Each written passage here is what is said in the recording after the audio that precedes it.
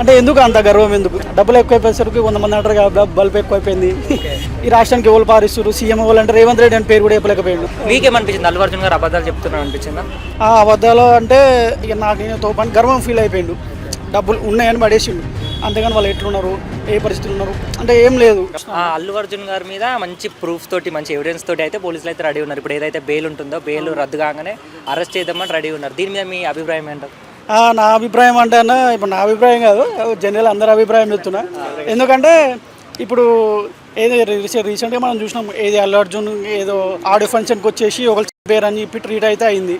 దానికంటే ముందు కూడా పవన్ కళ్యాణ్ అయితే ఏదైతే గెలిచిండో అంటే బిల్డప్ ఇవ్వడం కానీ, లేకపోతే నాకు నేనే తోపు అంటే నాకు లేరు ఎవరు సాటి అని పుష్ప మూవీ ముందు నుంచి దాని తర్వాత బ్లాక్ బస్టర్ హిట్ వచ్చినాయి.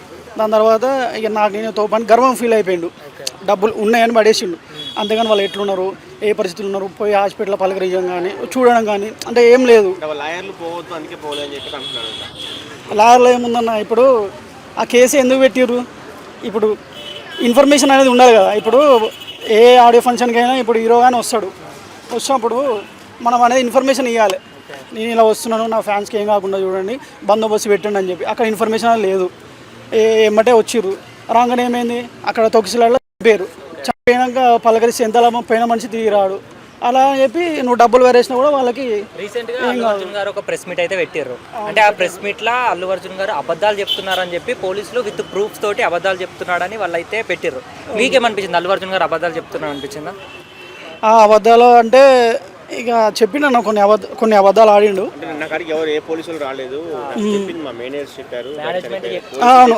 అట్లాగే మనం ఆడియో ఫంక్షన్లో కూడా కొన్ని చూసుకున్నాం. ఏది నాకు నేనే బిల్డప్ అని పెద్దగా ఏది అడిగారు. ఈ రాష్ట్రానికి ఎవరు పారిస్తారు, సీఎం ఎవరు అంటే రేవంత్ రెడ్డి అని పేరు కూడా చెప్పలేకపోయాడు. అంటే ఇంతకుముందు గౌరవ అంటే కేసీఆర్ అని పేరు కూడా చెప్పలేకపోయారు. అంటే ఎందుకు అంత గర్వం, ఎందుకు?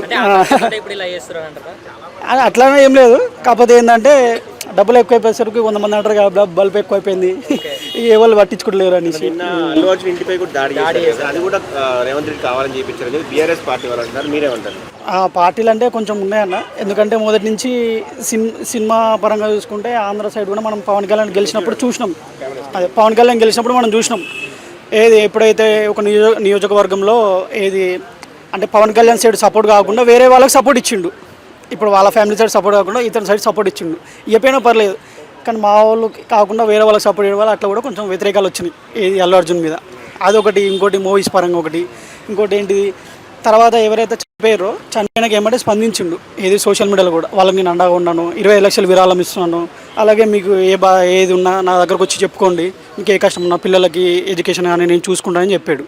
అలాగే ఇప్పుడు మనం చూసుకున్నట్టయితే అందరూ ఈరోజు రీసెంట్గా మహేష్ బాబు గారు కూడా డొనేషన్ చేస్తున్నారు, చైల్డ్హుడ్స్ అని, గుండె ఆపరేషన్లు అని.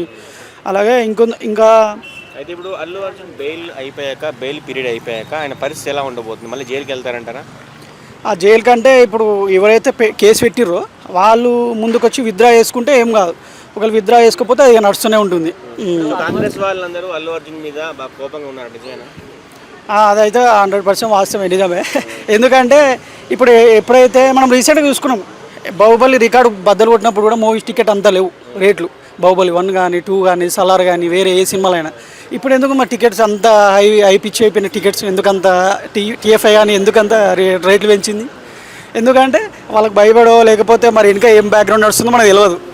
ఇంతటితో అయిపోదు. ఒకసారి మనం ఎంత మంచి చేసినా ఒకసారి ఒక చెడు వచ్చిందంటే అది మచ్చలెక్కనే ఉండిపోతుంది. ఇప్పుడు ఒక దొంగతనం చేసి మంచిగా మారినంటే ఏం చెప్తాం, దొంగనే ముద్ర పడుతుంది. అది ఇదే అంతే. మీద నిన్న దాడి చేశారు. అవును. అంటే 4 గంటలకి అల్లు అర్జున్ గారు ట్విట్టర్లో మెసేజ్ చేశారు, ఫ్యాన్స్ ఏం గొడవ పడొద్దండి అని. కానీ దాని తర్వాత అల్లు అర్జున్ ఇంటి మీదికి వచ్చి కొంతమంది గొడవ విన్నారు, కొంతమంది రేవంత్ రెడ్డి అనుచరులు అంటున్నారు. దానిపైన మీ ఒపీనియన్ ఏంటన్నా? అంటే ఇప్పుడు ఏ గొడవైనా స్టార్ట్ కానికి ఎక్కడంటే అన్న, ఇప్పుడు ఒక తప్పు జరిగింది, ఏది ఆడోళ్ళంచుకు వచ్చి అక్కడ చనిపోయింది ఆమె.